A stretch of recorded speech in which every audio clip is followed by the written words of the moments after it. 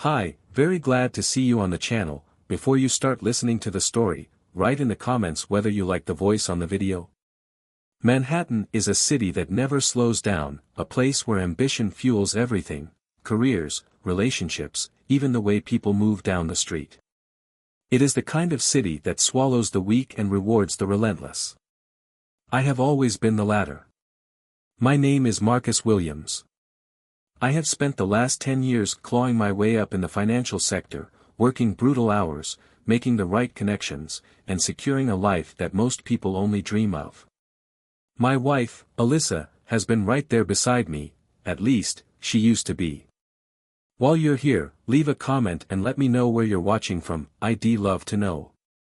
We met fresh out of college, two driven people with nothing but ambition and a Manhattan zip code keeping us together. She wanted a career in public relations, I wanted to make a name for myself on Wall Street. For a while, we were unstoppable. Now, something is different. It is a Thursday night, and I am sitting in our sleek, high-rise condo overlooking the city. The place is spotless, minimalist, modern, cold. I never noticed how sterile it felt until recently, when Alyssa started spending more time out than in. She was supposed to be home an hour ago. I check my watch, then my phone. No messages. No missed calls. Just silence. When the door finally opens, she walks in like nothing is wrong, tossing her designer bag onto the counter. She smells like expensive perfume and champagne, her black dress hugging her figure like she just walked off a magazine cover. Busy night? I ask, keeping my voice neutral. She glances up, distracted, kicking off her heels. Client meeting ran late. You know how it is. I know exactly how it is. I also know that real client meetings do not involve disappearing for hours without a single text. Which client? I press. She hesitates. It is brief, but I catch it. Just a networking thing, she says, waving a hand. Some high-profile execs looking for PR representation. No big deal. She does this now, talks in vague, non-committal sentences, hoping I will not ask too many questions. I lean back in my chair, watching her. You could have let me know. She exhales, rubbing her temple. Marcus, can we not do this tonight? It has been a long day. I let the silence stretch between us. She is tired. That is interesting. Because I am the one who has been working 12-hour days while she has been out at bars, drinking overpriced cocktails with God knows who. But I do not say that. Not yet. Instead, I nod. Sure. Get some rest. She disappears into the bedroom without another word. I stay up late, going over some reports for work, but my mind is elsewhere. This is not just about tonight. It is a pattern. The late nights. The unreadable texts. The way she smiles at her phone when she thinks I am not looking. A year ago, we were different. We used to laugh over takeout, make plans for weekend getaways, talk about real things. Now, she barely looks at me. Something changed. And I am going to find out what. Doubt is a funny thing. It starts small, just a whisper in the back of your mind, easy to ignore. Then it grows, creeping into every conversation, every sideways glance, every unanswered text. I have spent my entire career making decisions based on logic. I analyze risk, I read patterns, I trust numbers, not feelings. But lately, something has been gnawing at me, something I cannot quite shake. And then I get the message. It is Friday morning, and I am at my desk, buried in reports, when my phone vibrates.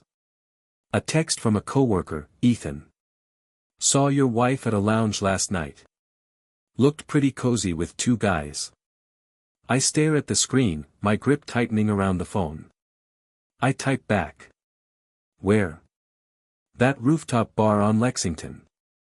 The one with the blue lights. She was with two guys in suits. Nothing crazy, but they were definitely close. Thought you should know. I force myself to breathe. Ethan is not the type to gossip. He is blunt, no nonsense. If he sent this, it was because he saw something that did not sit right with him. I think back to last night.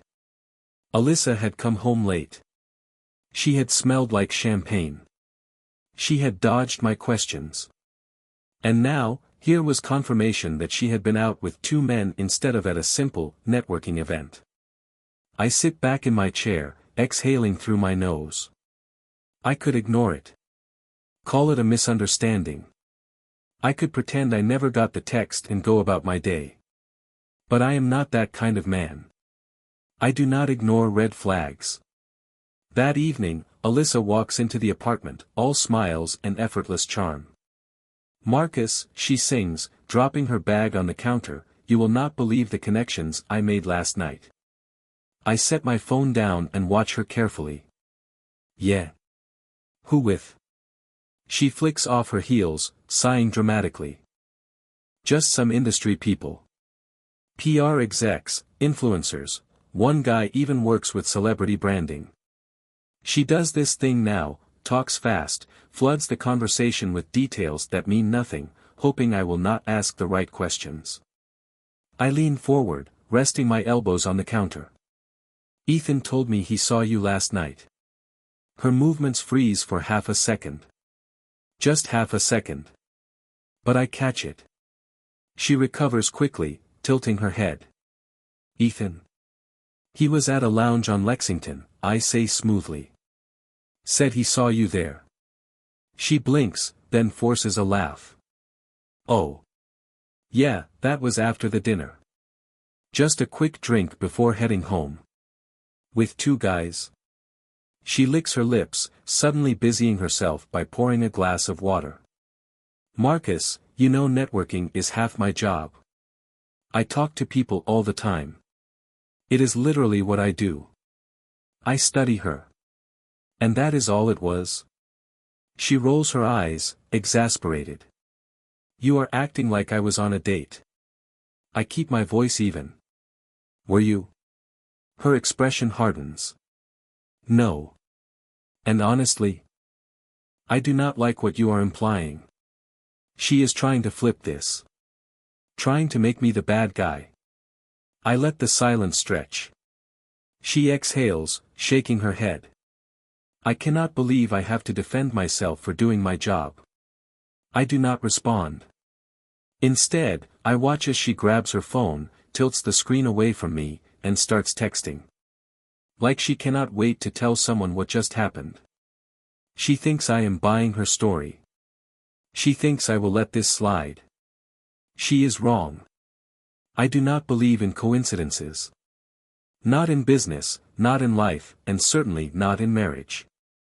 So when a client casually mentions that Alyssa is at Noir, an exclusive after-party she never told me about, I know right then that something is wrong. She had left home earlier that evening, dressed in an elegant black dress, her perfume lingering in the air long after the door shut behind her. "Just another work event," she had said. Nothing important. I had not questioned it then. But now, I intend to get answers for myself. Noir is not just any lounge. It is the kind of place where power brokers, socialites, and celebrities mingle without fear of the public eye. Expensive, discreet, and designed for people who have something to hide. I arrive just after 11. The bouncer at the door barely glances at me before stepping aside. A well-cut suit and the right attitude will get you past most doors in this city. Inside, the air hums with low conversation, the kind of talk that builds empires or destroys reputations. The lighting is dark, seductive, shadows stretching across the sleek leather booths and polished bar tops. Music plays, just loud enough to drown out whispers but not business deals. I move through the crowd, my eyes scanning for her. Then I see her. And suddenly, the entire world narrows. Alyssa is in a VIP booth, her entire posture different from how she is at home. She is relaxed in a way I have not seen in months. Maybe longer. Like she belongs here. Like she wants to be here. And she is not alone. Sitting on either side of her are Ryan and Bryce, two PR executives I recognize immediately. Ryan is older, early 40s, with the kind of charm that gets people to open doors they should not. Bryce is younger, mid-30s, sharp-eyed and smooth-talking. Both of them are powerful men in her industry. And both of them are too close to my wife. Ryan leans in, whispering something in her ear. Alyssa laughs, tilting her head just slightly, exposing the curve of her neck to him. Bryce rests an arm along the back of the booth, fingers lightly grazing her shoulder. She does not flinch. She does not pull away. If anything, she leans into it. My jaw tightens. The way she is sitting, her body language, the casual intimacy of it, it is not business. This is not some innocent work dinner or networking event. This is something else. I move further into the shadows, keeping my distance. I watch as Ryan pours Alyssa another drink, his hand brushing against hers as he passes the glass. She accepts it with a soft smile, the kind she used to give me. Bryce says something low, something only she can hear, and she smirks. Smirks. Like she has no husband waiting at home. Like she is completely free to do as she pleases. Something inside me shifts. It is not rage. It is not heartbreak. It is clarity. She has been lying to me for months. The long nights, the vague excuses, the secrecy, it was never just one person. It was them. And I am done being played. I reach into my pocket and pull out my phone. One quick snap. The image is perfect, Alyssa, nestled between two men, a private little trio in their corner of the club. I slip my phone away, my expression unreadable. There is nothing left to see here. I turn and walk out, stepping into the cold Manhattan air, my mind already moving 5 steps ahead. Alyssa thinks she is winning this game. She has no idea the rules just changed. I walk out of Noir without a word, stepping into the sharp Manhattan air. The noise from inside fades, but my thoughts sharpen. I could have confronted her right there, let the whole club watch as I exposed her for what she is, a woman playing 2 games at once, balancing lies as easily as she balances a wine glass in her hand. But public scenes are for men who act without thinking. And I have never been that kind of man. Alyssa does not know it yet, but tonight was not about catching her. It was about deciding what comes next. I get home before midnight. The penthouse is quiet, too quiet, as if it has been waiting for this moment, for the unraveling of whatever thread has been holding this marriage together. I toss my jacket over the back of the couch and pour myself a drink, sitting in the dim glow of the city lights reflecting off the glass windows. Her perfume is still faint in the air from when she left. For years, I loved that scent. Now, it reminds me of the way she tilted her head when Ryan whispered in her ear. The way she let Bryce's hand rest on her shoulder without moving away. I grip my glass a little tighter. She thinks I am home, waiting. That I will ask the same tired questions, that I will let her spin the same lies. That I will let this continue. She has no idea. I pull out my phone and scroll through my contacts. Then I dial a number I saved weeks ago. Serena. We met at a charity gala, one of those upscale events where people sip champagne and talk about causes they will never think about again. She had been there with a client, a high-powered art broker, but we had clicked instantly. I never intended to use her number. Now, I am reevaluating everything. The line rings twice before she picks up. Marcus? Her voice is smooth, amused. This is a surprise. Did I wake you? Not at all. Late nights are kind of my thing.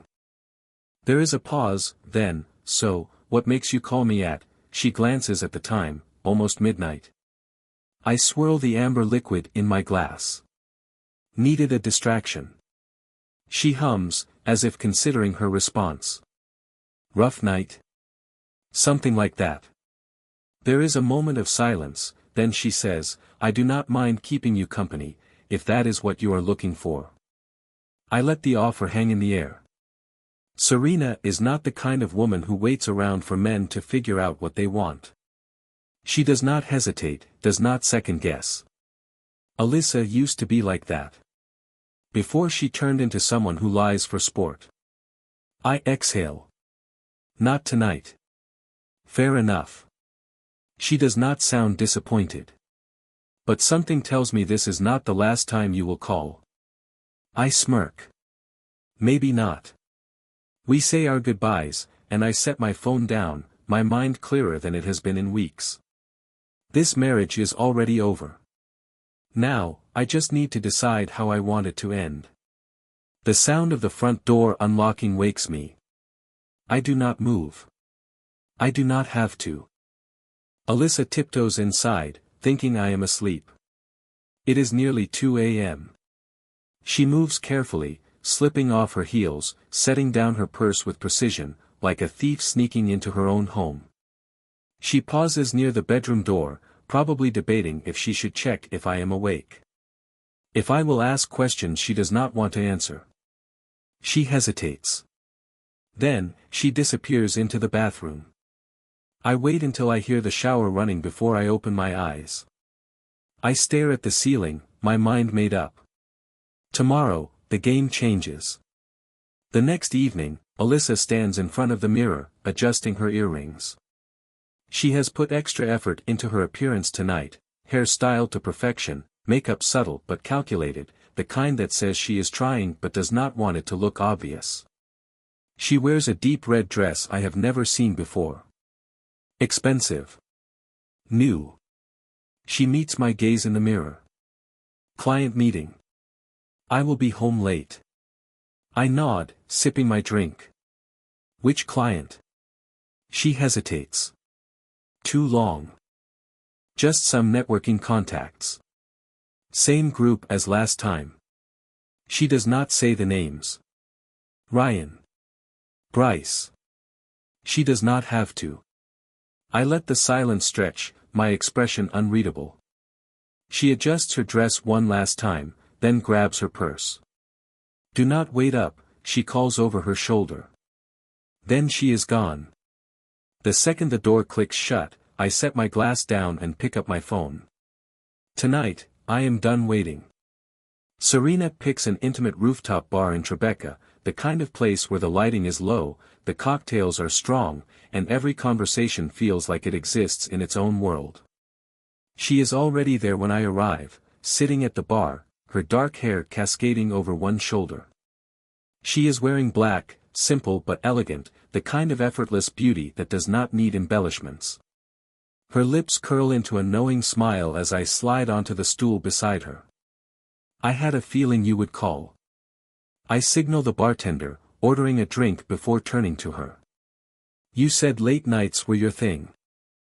She tilts her glass toward me in a silent toast. True. But something tells me tonight is different. I smirk. Maybe. The first few minutes are filled with easy conversation, talk of work, of the city, of the things we want but do not always say out loud. And then, Serena leans in, voice quieter now. So, is this the part where you tell me why we are really here? I exhale, swirling my drink. You ever wake up and realize the life you built does not look anything like what you thought it would?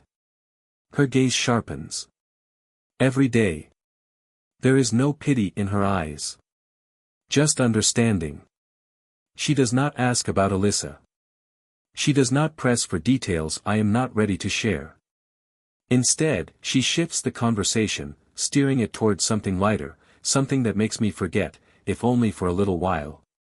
We talk about music, about travel, about the best hole-in-the-wall restaurants in the city.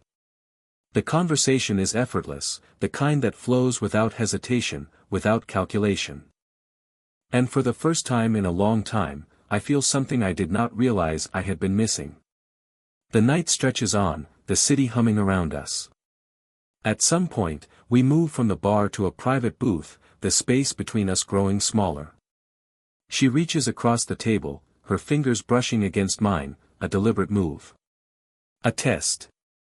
I do not pull away. She watches me carefully. You are not the kind of man who does something without thinking it through. I smirk. That obvious? Very. I exhale, leaning back. Maybe I am tired of thinking. She tilts her head, considering me. Then stop. It is not a suggestion. We leave the bar together. The ride back to my place is silent, charged. When we step inside, Serena moves first. A single step closer, closing the space between us. She looks up at me, waiting. I do not hesitate. Alyssa made her choices. Now I am making mine. Alyssa steps into the apartment expecting everything to be exactly the same. She expects the lights to be on, the soft hum of the television in the background, maybe even the faint scent of bourbon from my usual nightcap. She expects to see me on the couch, waiting for her like some devoted husband who never asks too many questions. Instead, she walks into silence. The air feels different. Empty. Cold. She sets her purse down, pausing, listening for any sign of life in the apartment. Nothing. Her fingers tighten around her phone as she dials my number. The first ring goes unanswered. The second. Then, I pick up. Marcus? She says, her voice hesitant, as if she already senses something is wrong. I won't be home tonight, I say simply. Meeting someone. Alyssa freezes. She heard the words. She just does not understand them. What? Her voice is slower now, like she is struggling to process what I just said. I do not repeat myself. Where are you? She presses. I take my time answering, letting the silence stretch long enough to make her uncomfortable. She deserves to feel it. Does it matter? I say smoothly. The change in my tone throws her off. I am not angry. I am not accusing. I am indifferent, and that shakes her more than anything. It does to me, she says, voice sharper now, frustration creeping in. I exhale, amused. That's funny. Because your late nights never seemed to matter to you before. The silence that follows is different. She is scrambling, trying to find a response that will make me react. But I do not care anymore. I have to go, I say, my voice calm, deliberate. Enjoy your night, Alyssa. And then, I hang up. Alyssa stares at her phone, fingers tightening around the device as if she could will it to ring again. But it doesn't. I hung up on her. She blinks, trying to process what just happened, then suddenly moves fast, like her body is reacting before her mind can catch up. She storms into the bedroom, flings open the closet, and stops cold. Something is wrong. Some of my clothes are gone. My suitcase is missing from the top shelf. Her heartbeat slams against her ribs. She takes a step back, looking around the room as if seeing it for the first time. The apartment looks the same, but it doesn't feel the same. It feels like someone left. Like I left. Her breathing is uneven as she paces to the dresser, yanking open drawers. More of my things are missing. Not everything. Not enough to be obvious. Just enough for her to notice. She spins around, gripping the edge of the bed, trying to slow her thoughts. This isn't how it was supposed to go. I was supposed to wait for her. To stay in place, asking the same tired questions while she gave the same carefully constructed answers. She was supposed to be the one in control. Instead, I was the one who left first. Her pulse pounds in her ears as she grabs her phone again, calling me back. One ring. Two. Then, voicemail. Her fingers clench around the phone. I sent her to voicemail. She dials again. Same result. Her hand shakes as she lowers the phone. This is new. For months, she has been balancing her lies carefully, making sure I never pushed too hard, never suspected too much. And if I did ask the wrong questions, she always knew how to shift the conversation, turn it around on me, make it seem like I was the problem. But now, I am not playing anymore. A slow, tight breath leaves her lips as she forces herself to think. I would not just leave, not without a plan. Who was I with tonight? Where did I go? How long had I been planning this? Her eyes dart around the bedroom again, looking for more clues, anything to give her back the upper hand. But there is nothing. Because this time, she is the one being left in the dark. For the first time since this all started, Alyssa feels abandoned. And she hates it. She grips the phone, her mind racing. No. She will not let this happen. If I think I can just walk away, I am dead wrong. Morning arrives, but the air in the apartment is different. Alyssa moves carefully, aware that something is off balance. She barely slept, and when she did, it was restless, her mind tangled in thoughts of where I had been, who I had been with, and why, for the first time, I was the one ignoring her. She expects me to come home angry, to demand answers, to fall into the same pattern, the one where she controls the conversation. But she does not realize that the game changed last night. I walk in just after 8. Alyssa is already awake, sitting at the kitchen counter, pretending to sip her coffee like she is completely at ease. But I see the way she grips the mug just a little too tightly, how her leg bounces slightly under the table. She is waiting for me to speak first. I don't. Instead, I set my phone down on the counter, tap the screen once, and slide it toward her. Alyssa's eyes drop. The photo is right there, her in noir, sitting between Ryan and Bryce, their bodies close, the kind of closeness that no married woman should have with another man, let alone two. Her fingers tighten around the coffee mug. She doesn't react right away. Doesn't gasp. Doesn't cry. Instead, she lets out a slow breath and leans back, forcing a small smirk. That's what this is about. I arch an eyebrow. That's what this is about, I repeat.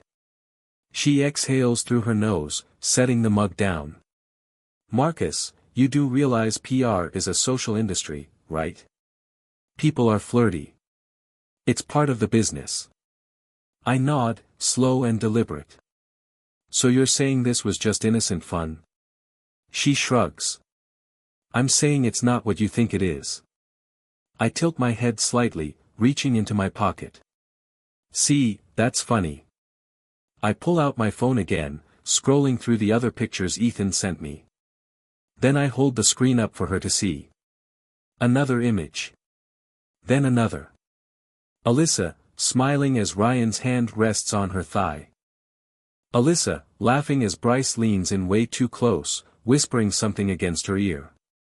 Alyssa, tangled between the two of them, completely at ease. I don't say anything. I just watch. The smirk on her lips disappears. Her jaw tightens. Where did you get those? Ethan, I say simply. Remember him? Works in finance, just like me. Happened to be at Moore that night. And guess what? He saw you. He saw everything. Alyssa blinks rapidly, shaking her head like she is trying to buy herself more time. You don't know what you're implying, I cut her off. I know exactly what I'm implying. I lean in slightly, my voice lower, more controlled. I know you've been lying to my face for months. I know you thought I'd keep believing you. And I know exactly who you are now. She swallows, her throat bobbing. Marcus, please, she tries, her voice softer now, a calculated shift. It wasn't like that. You're making this into something it isn't. I shake my head, exhaling through my nose. Alyssa, don't insult me.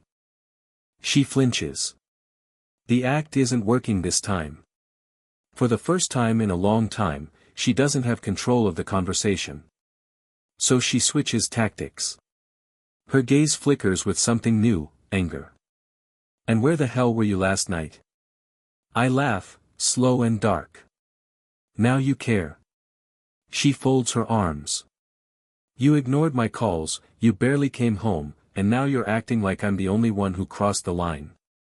I smirk, picking up my coffee and taking a slow sip before answering. "Oh, I didn't cross any lines, Alyssa. I just finally started playing by your rules." Her lips part slightly, her confidence cracking. "What do you mean?" I set my cup down, leveling her with a calm, unreadable gaze. "I spent the night at Serena's." Silence. The words slam into her like a brick wall. Alyssa stiffens, her entire body going rigid. "You're lying." I shake my head. "Nope." She blinks, struggling to process. "Serena. The woman from the gala?" "That's the one," I confirm. Her hands clench at her sides. "So that's why you suddenly don't care? Because you found someone else?" I let her words settle before answering. "No, Alyssa. I don't care because you made sure I wouldn't." She stares at me, her mouth slightly open, speechless for the first time since I've known her. "You wanted something open," I continue, my voice eerily calm.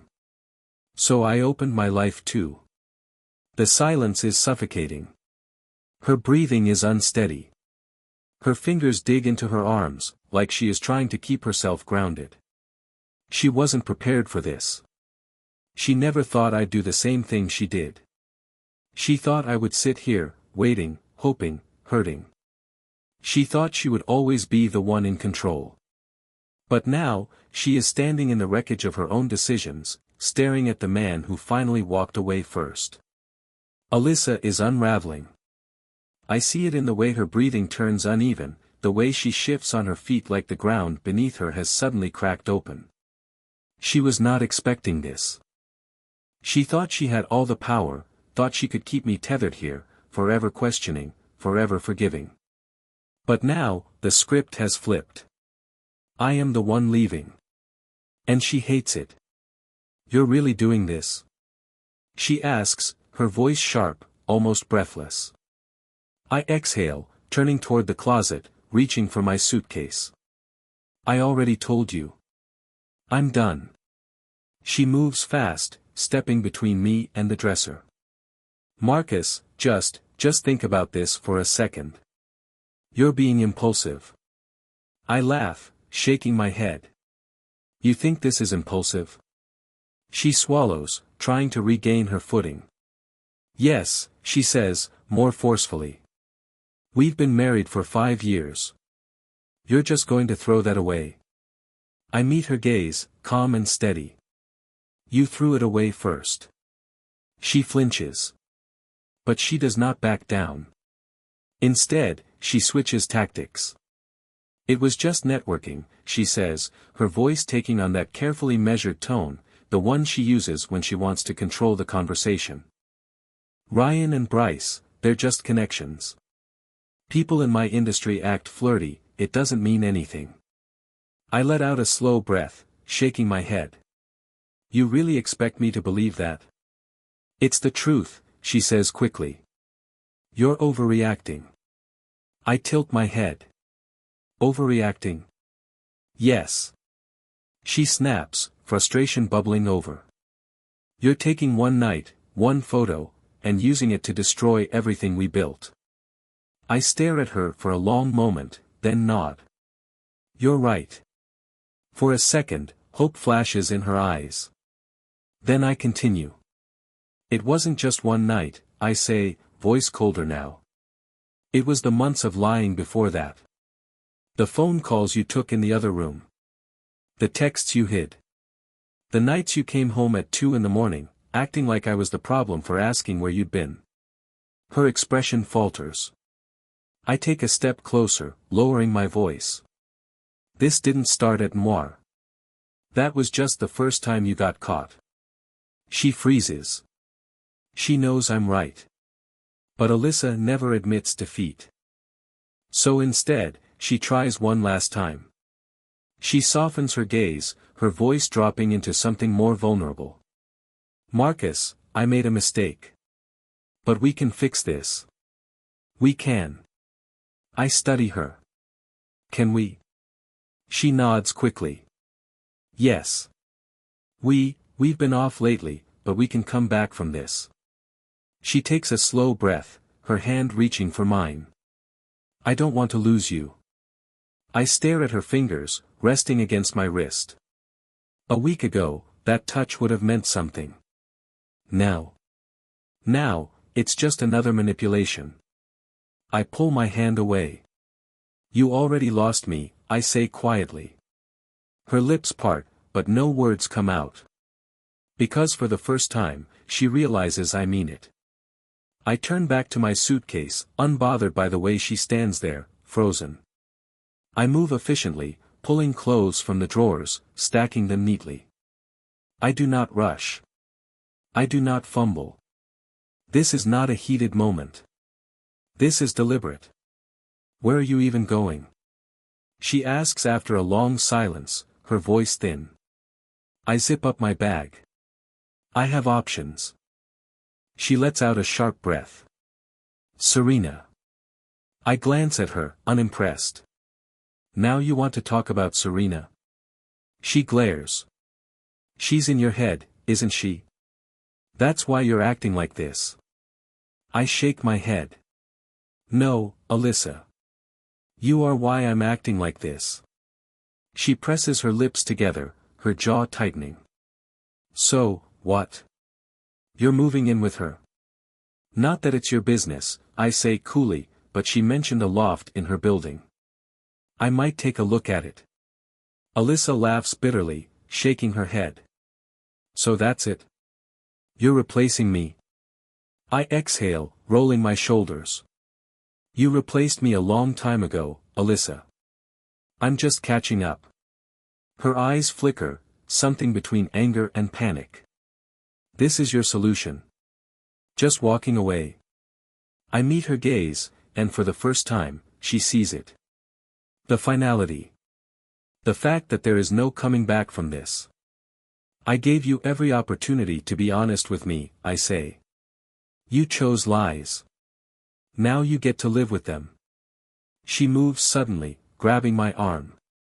Marcus, please, I pry her fingers off.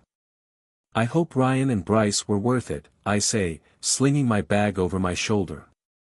Then, without another word, I walk out the door. Alyssa stands frozen in the doorway, her face a mixture of shock and defiance. She still thinks there is room for negotiation, that this is another argument to be won, another situation she can twist to her advantage. She is wrong. I exhale, setting my bag down, not because I am staying, but because she is the one leaving tonight.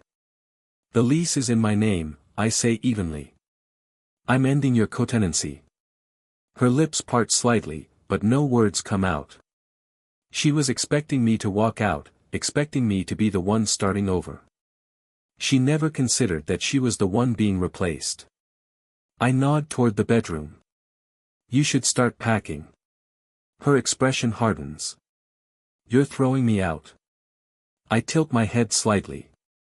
I think, throwing you out, implies you had a right to stay. Her breath shudders, and for the first time, I see real fear in her eyes.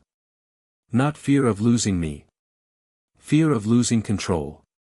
You can't do this, she whispers. I already did. She shakes her head violently, taking a step forward. No, Marcus, you can't just erase our marriage like this. We built a life together. I let out a short, humorless laugh. You built a fantasy where I would always be waiting. But that version of me doesn't exist anymore. She swallows, panic creeping in. Where am I supposed to go? I shrug. Ryan and Bryce seem comfortable enough with you. Maybe they have a guest room. Her face drains of color. That's not funny, she says, voice shaking. I arch an eyebrow. Who said I was joking? She presses her hands to her temples, breathing heavily. Marcus, please. She stops herself, stumbling over her words. I can fix this. I swear. Just, don't do this. She thinks there is still something left to salvage. I shake my head. Alyssa, you don't get it. This is already over. You just don't like being the one left behind. Her face crumbles, but I do not feel pity. I gave her every chance to tell the truth. She chose to lie. Now she gets to live with the consequences. An hour later, Alyssa stands at the door, suitcase in hand. Her makeup is smudged, her breath uneven, but she has no more words left to argue. I lean against the doorframe, arms folded, watching as she lingers. Waiting for me to change my mind. I don't. She finally lets out a slow, shaky breath. Do you really hate me this much? I consider her question. Then I shake my head. No, I say simply. I just don't love you anymore. Her eyes glisten, but she doesn't cry. Not here. Not in front of me. She grips the handle of her suitcase, glancing back one last time. But I am already closing the door. The lock clicks into place, sealing our broken marriage behind it. I exhale, running a hand through my hair, then step toward the window. The city shimmers below, restless and alive, just like me. For the first time in a long time, I feel free. Thank you for listening to the end. I hope you enjoyed it very much. Don't forget to give a like, and tell us in the comments what you would do in such a situation.